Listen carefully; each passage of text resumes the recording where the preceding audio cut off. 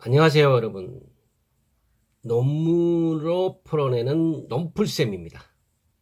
이번 주제는 미중 무역 전쟁의 시리즈의 세 번째로 격변하는 세계 경제. 요즘에 뉴스를 보고 있다 보면은 어때요, 여러분들?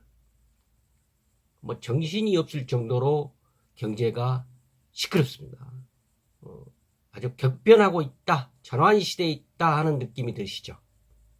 오늘 그 문제를 집중적으로 알아보고 이런 격변하는 세계 경제 속에서 우리 한국은 어떤 길을 가야 되는가? 살 길은 어디에 있는가?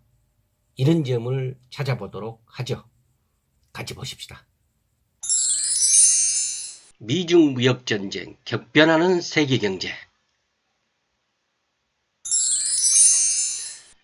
이 주제를 말씀드린 데에서 참고 자료는요, 지난 2018년 8월에 EAI 스페셜 리포트입니다. 동아시아 연구소에서 나온 건데, 당시에 확대되는 미중 무역 전쟁 한국은 어디로라는 제목으로 리포트가 나왔었는데, 그 중에서 제2장 미중 무역 전쟁 성격과 전망, 이 글은 유화여대의 국제대학원에 계시는 최병일 선생님이 쓰셨어요.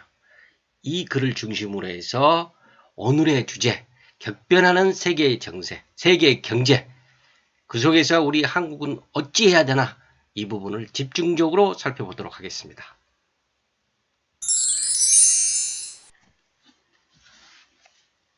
여러분과 저는 사실 요즘에 보면은 당황스러울 때가 많아요. 왜냐? 뉴스는 미국과 중국의 무역 전쟁이지만 우리는 어때요? 또 당사자거든요. 우리가 싸움에는 들어가지 안 되고 싸움의 주역은 아니지만 주역 같은 느낌. 이거 참 찜찜한 느낌이 들지 않습니까, 여러분? 그죠? 그래서 우선 미국과 중국의 무역 전쟁이 어떻게 전개될 것인가? 이걸 한번 살펴보고 그 다음에 세계 경제가 어떻게 될 건가? 이 부분까지 보면 뭐가 나오겠어요? 우리의 길이, 우리의 한국의 살 길이 나오지 않겠습니까? 그런 방향에서 보도록 하죠.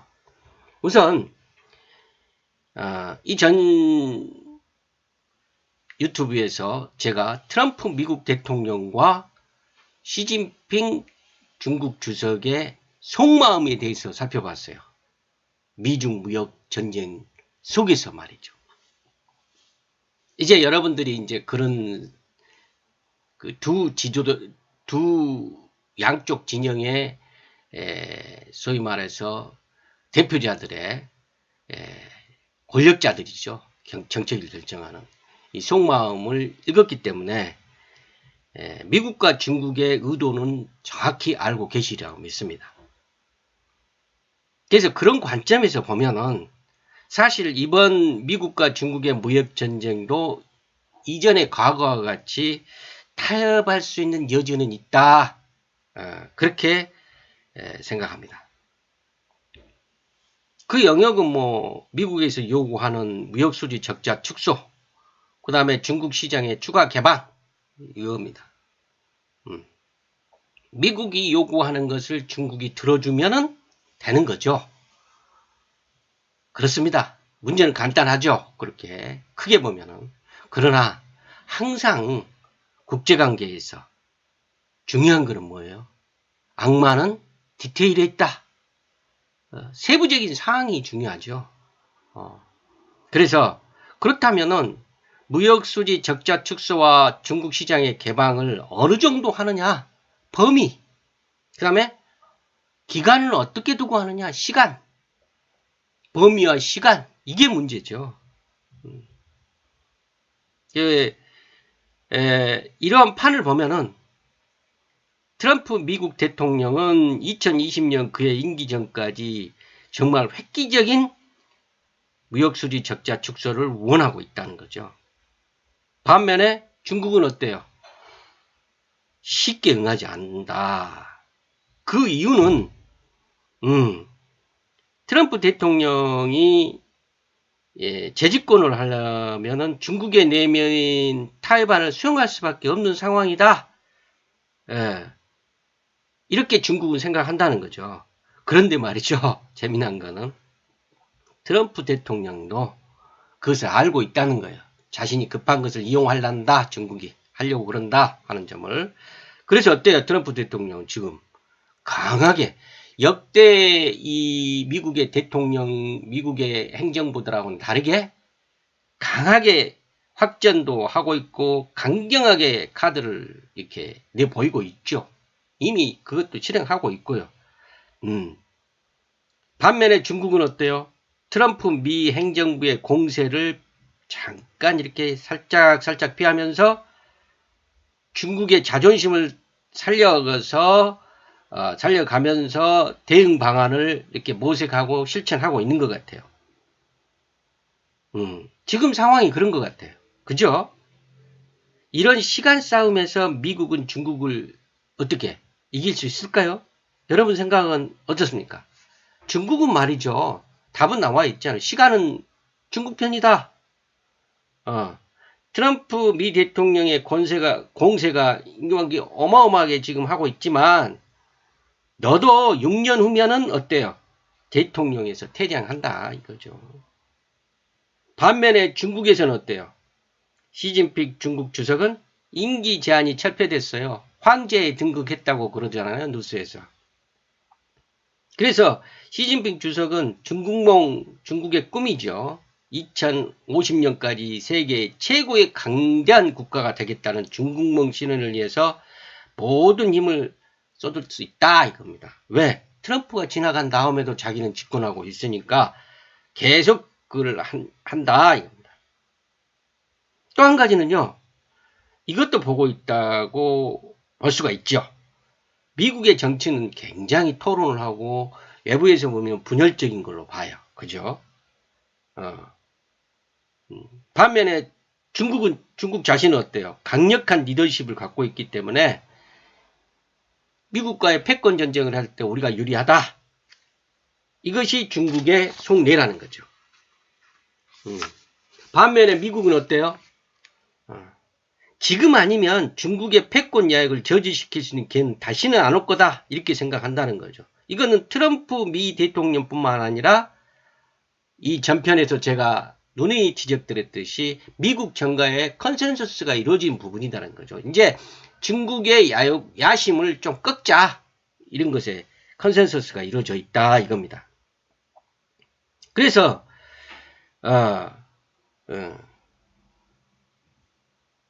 이런 두 진영 간에 물러설 수 없는 그런 입장에서 설령 미 트럼프 대통령이 중국의 타이완을 수용한다 해도 중국 기술 굴기 기억나시죠? 제가 이 전편에 말씀드렸던 중국 제조 2025 이와 같은 것을 실천해서 기술 굴기는 계속되고 기술 주도권 경쟁은 그러면 어떻게 되겠어요? 미국과 중국과 계속 주도권 싸움이 되고 그렇기 때문에 중국은 미중 무역 전쟁을 경제적인 측면에서 국한하려고 노력을 하죠. 본질은 그러나 패권 전쟁이죠. 그래서 앞으로 이런 양 진영 간에 물러설 수 없는 그런 계산과 의도가 있기 때문에 싸움은 길게 갈 수밖에 없을 것이다. 이렇게 생각된다 이겁니다. 이렇게 미국과 중국의 통상전쟁 또 미국의 트럼프 대통령의 통상정책 그리고 중국의 끊이지 않는 야욕 기술 굴기 이것이 어우러져 가지고 세계 무역 질서가 헤어릿바람 속으로 지금 들어가 있죠. 그래서 세계 무역 질서가 이제는 질서가 없어요. 혼돈의 시대로 가 있고 그 다음에 국제적인 다자 간의 합의 이런 규범이 없어요. 힘의 논리로 자유무역에서 관리무역으로 보호무역으로 이렇게 급격하게 이동되었다 이겁니다. 그래서 미국과 중국이 자신의 목표를 위해서 기존에 있었던 다자 간의 규범, 제도 이런 것이 무시되고 힘으로 상대국을 몰아치는 뉴노멀 시대에 들어왔다 이겁니다. 약육강식의 뉴노멀 시대. 무서운 세상이 도래했다 이겁니다.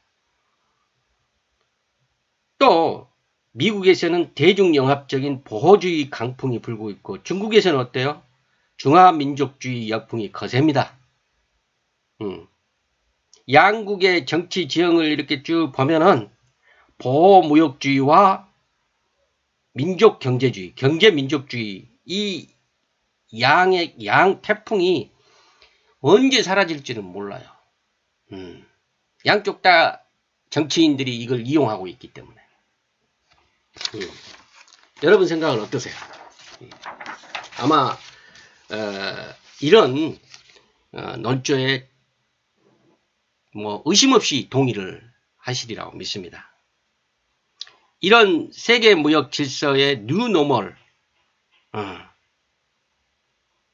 이 시대에는 중국을 최대의 무역 상대국으로 두고 있고요. 또 미국을 안보 동맹이자 최대의 시장으로 두고 있는 우리 한국 어떻게 해야 되겠습니까? 뉴노멀 시대가 도래했고 지금 진행 중에 있는데 아직도 과거의 패러다임에 안주하고 있다면 안 되겠죠. 더 이상의 미래의 생존이 불투명해진다는 거죠. 사실 중국과는요 정치 체제가 다르잖아요. 단지 경제적 동기에서 의기투합했어요. 그래서 한중 무역 관계가 또 중국이 한국을 필요로 해서 그런 관계에서 지금은 어때요? 중국이 한국을 추월하는 경쟁 관계로 변해 있어요. 지금 우리 많이 보잖아요. 사드에서도 보고 여러 가지로 중국이 이제는 우리에 대해서 예스맨에도 지금은 아니죠. 반대로 됐어요. 틈만 나면 우리를 막으려고 하고 꺾으려고 하는 그런 노력을 하고 있죠. 우리가 눈으로 보고 있잖아요. 또 미국 같은 경우는 동맹을 넘어서 혈맹이기 때문에 6.25 전쟁을 같이 치러줬잖아요. 사실 과거에는 통상관계가 불협화음이 많이 있었어도 어때요? 동맹관계는 튼튼했다 이거죠. 한미관계는. 근데요. 지금 돌아가는 걸 봐서 어때요? 이거는 과거에 희미한 기억이 된 수밖에 없고 지금 그렇게 되고 있죠. 어제 그제 뉴스에 트럼프 미 행정부에서는 우리에게 방위비 분담금을 2배로 올려달라 이러고 있다 하는 미국 그 신문에 보도도 있었어요. 사실 방위비 분담은 지금도 적지 않게 지금 하고 있거든요. 근데 이것에 2배를 더 하라는 거예요. 참 암담한 현실이죠. 그래서 우리가 이렇게 무역 그 통상 대국이죠. 뭐 세계 뭐 10위권 안에 있으니까요. 뭐 요즘에는 뭐 6, 7이다 뭐 이렇게 이야기도 하고 있는데 이렇게 통상 대국으로 이렇게 달려올 수 있었던 그런 기반은 WTO 같은 다자 무역 협정 체제 또 FTA로 맺은 통상 네트워크 이런 거였는데 이런 거에 대해서 트럼프 미 대통령은 어때요? 헌시짝 버리듯이 버려버렸다는 거죠. 그 다음에 시진핑 중국 주석은 어때요? 그런 거에 상관 않겠다 하는 그런 위선적인 행동에 의해서 완전히 흔들릴 뿐만 아니라 찢겨지고 깨졌죠, 지금. 바야흐로 세상은 뉴노멀 시대로 판이 바뀌었다, 이겁니다. 경제, 무역, 보호주의, 미국을 필두로 한, 중국을 필두로 한 경제, 민족주의, 약육강식의 무역체제로 바뀌었다, 이겁니다. 그런데 우리 한국은 어떠냐? 아직도 올드 뉴멀, 과거의 패러다임 속에 머물러 있다, 이겁니다. 거대한 쓰나미가 몰려오고 있다는 건데 한국의 방어병은 너무나 어째요? 보잘것없고 있긴 한지 모르겠어요. 이제 제 피부에는 느껴지지 않아요. 제가 과문한지 몰라도.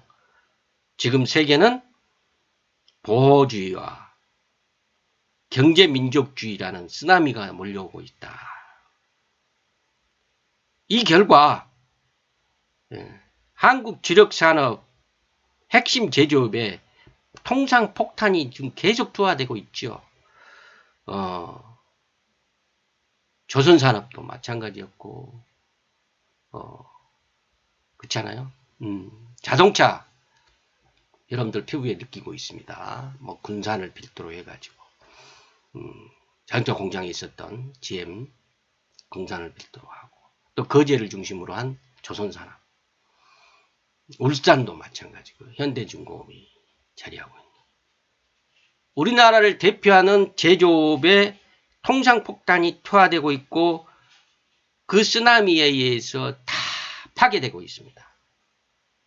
그런데 한국은 지금 어떻게 방어를 하고 있냐? 전략이나 있는가? 방금 전에 말씀드렸듯이 제가 가문한 탓인지 모르겠다 이겁니다. 방어 전략이 있는가? 이것을 모르겠다 이겁니다. 우리의 핵심 이익을 확보하려는 국가 전략이 있는가? 이것도 모르겠다는 겁니다. 더군다나 지금 어때요? 남북 정상회담, 남북 평화 무드, 통일 무드에 지금 갇혀가지고 우리 내부, 우리를 살려주고 있는 우리의 밥그릇이 지금 뺏기고 있는데도 그런 전략은 안 보인다. 이런 겁니다. 여러분은 어떻게 생각하세요? 참 답답해지시리라고 믿습니다. 아무튼 우리 한국은 뉴노멀 시대의 트럼프 리스크와 그 다음에 차이나 리스크를 어떻게 감당을 해야 되겠나. 어떻게 해야 되겠습니까, 여러분들? 제가 지난달 말이던가요? 유튜브에 한국의 생존 방향에 대해서 미중 무역 전쟁 시대의 한국의 생존 방향에 대해서 말씀드린 적 있습니다. 요약을 하면은 당시에 제가 이런 말을 했던 걸로 기억합니다.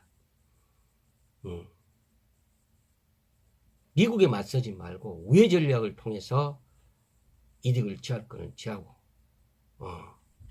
중국과도 마찬가지입니다. 중국과도 똑같이 그런 정책을 펴야 되지 않겠나 그런 이야기를 말씀드렸습니다. 좀 피상적이죠. 그러니까 이런 부분들에 대해서는 다음 편에 집중적으로 한번 살펴보도록 하겠습니다. 감사합니다. 저는 논문을 풀어서 궁금증을, 문제점을 해결해보는 논풀쌤이었습니다. 내가 같이 해볼까?